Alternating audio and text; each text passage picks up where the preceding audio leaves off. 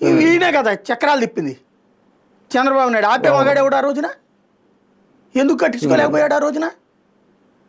అంటే ఈయనకి 50-60 ఏళ్ళు వచ్చేదాకా వెయిట్ చేశాడు. ఇప్పుడు ఎలక్షన్ దగ్గరకు వచ్చి సెంటిమెంట్ రాజేసేందుకు నేను పోరాడతా, ఎందుకంటే కాకపోతే మోడీని తిడతా, లేకపోతే ఆంధ్రాలో జరుగుతున్నది దానికోసం చేస్తున్నారని చెప్తా, ఇది కేసీఆర్ వాళ్ళు కుమ్మక్క అయిపోయారని చెప్తా, మా అసమర్థతని నీ మీదకు దోసేస్తాం. ఎవడు చేయొద్దన్నాడు నిన్ను ఇంతకాలం? మొన్ననే పాలమూరు గురించి కేసీఆర్ మాట్లాడి అక్కడి నుంచి యాత్ర చేస్తానన్నాడు.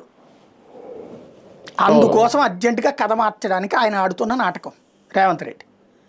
ఇప్పుడు ప్రాజెక్టులకి నువ్వు పర్మిషన్ తెచ్చుకో, ఎవడొద్దన్నాడు? ఎట్టిస్తారు పర్మిషన్? నీ హక్కుకి మించి వాటర్ వస్తాయి. అసలే వాటర్ లేదని నువ్వే చెప్తున్నావు కదా, కొత్త ప్రాజెక్టుకి ఎట్టిస్తారు పర్మిషను?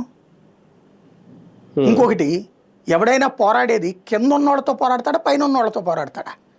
ఎవరిని మోసాలు చేస్తున్నాడు ఆయన? పైన ఉన్నోళ్ళతో పోరాడతారా కింద ఉన్నోళ్ళతో పోరాడతారా? నీళ్ళు ఎక్కడి నుంచి వస్తాయి? పైనుంచి వస్తాయి కింద నుంచి వస్తాయా? ఆంధ్రావాడితో పోరాడేది ఏంది వెరితనం? కాకపోతే ఎవరు మోసం చేస్తున్నాడు ఆయన?